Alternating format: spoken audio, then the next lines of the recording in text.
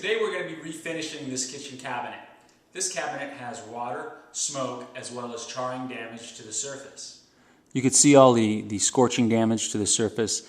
The grain is a bit raised, and there's a light covering of smoke damage throughout the entire finish. What I like to do is verify that the cabinets are refinishable before starting the job. So first thing I did was pick an area that had a considerable amount of damage and do a sanding test in that particular area.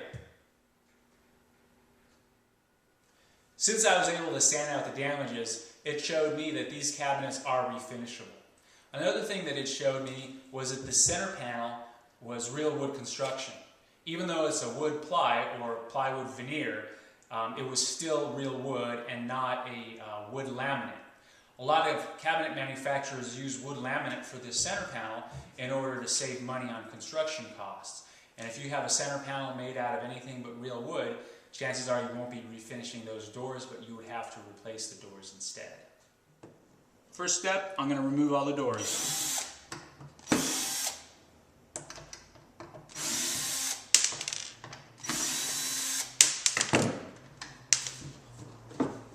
Hinges will have to go.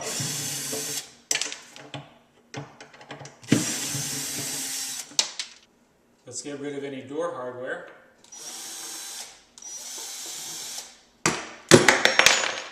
I'm leaving this side of the cabinet untouched just for comparison purposes. So we're just going to be refinishing that one half. Now comes the fun part. We're going to be sanding this cabinet down to the bare wood. Now before I sand, I always clean my wood with a mineral spirits or paint thinner. What this will do is this will prevent me from sanding in all of the oily deposits and gunk on the surface into my wood. So you always want to make sure everything's nice and clean before you sand. I start sanding with 100 grit, which is a medium grit sandpaper.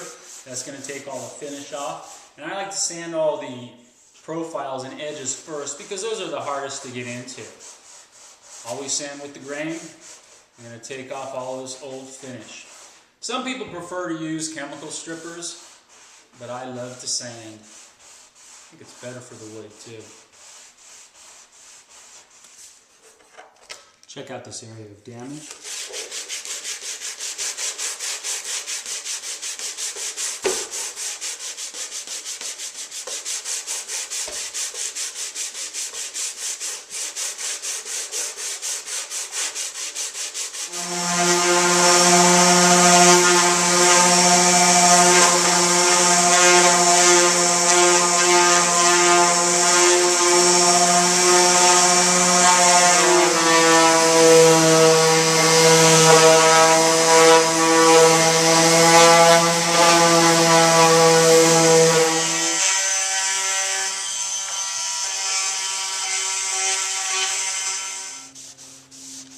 Sanding sponges work really well to get into these tight contours.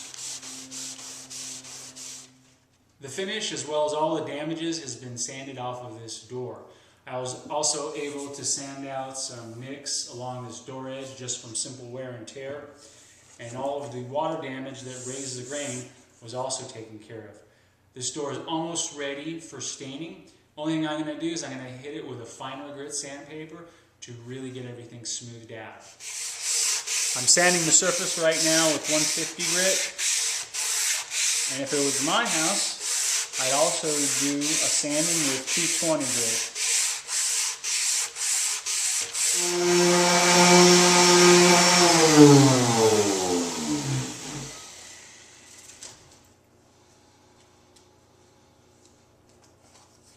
Wood frames are pretty easy to sand.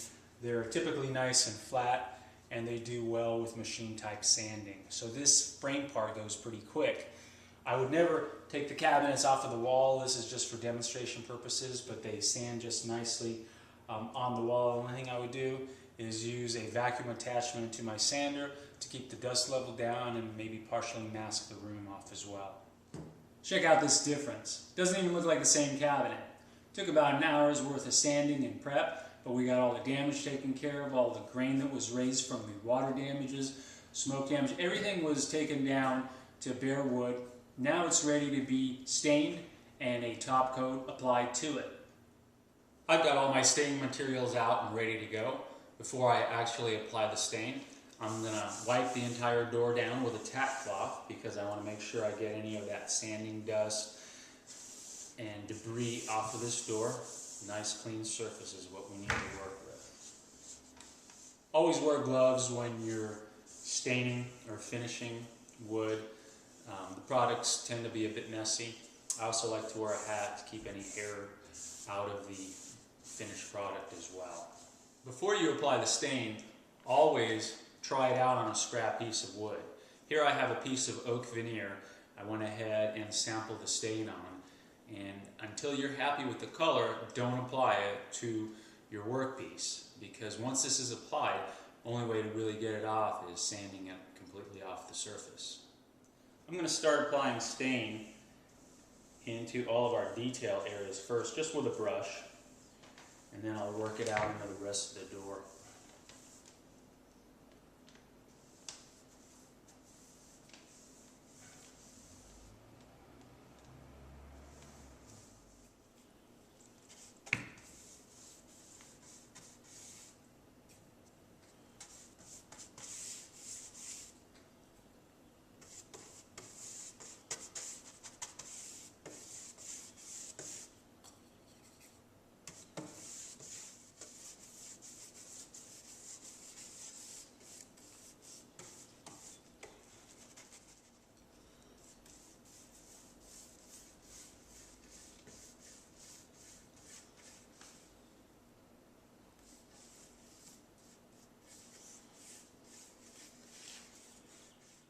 Once you've applied your stain to the surface, you want to give it time to soak in.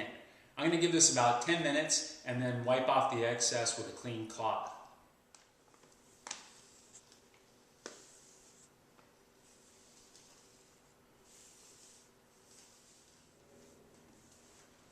While that door is drying, I'm going to go ahead and do the same treatment to the frames of the cabinets.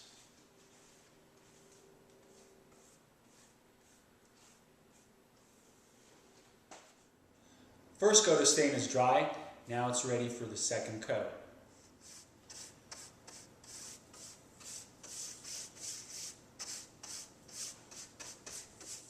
It's been about 10 hours and the stain on our cabinet is fully dry. Now we're ready to apply a protective top coat. There's a lot of different choices when it comes to top coats. There's varnishes, urethanes, polyurethanes, acrylics, shellacs. I personally like to use a polyurethane. They're relatively easy to use. They go on smoothly as well. You have two choices when it comes to application. You can either brush it on or spray it on. I prefer the spray method simply because it eliminates any type of brush strokes. So let's go ahead and spray on our polyurethane finish.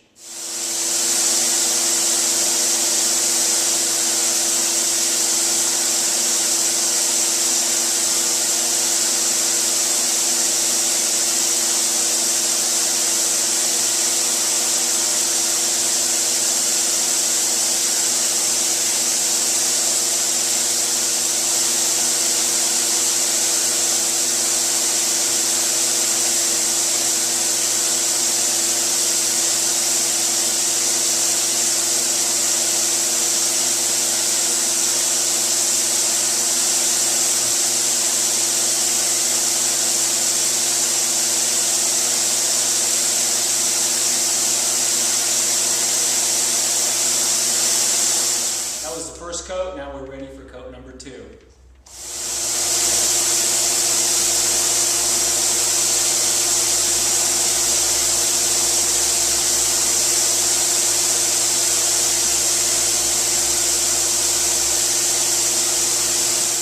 Polyurethane dried, and I went ahead as a final touch, got a new cabinet pull.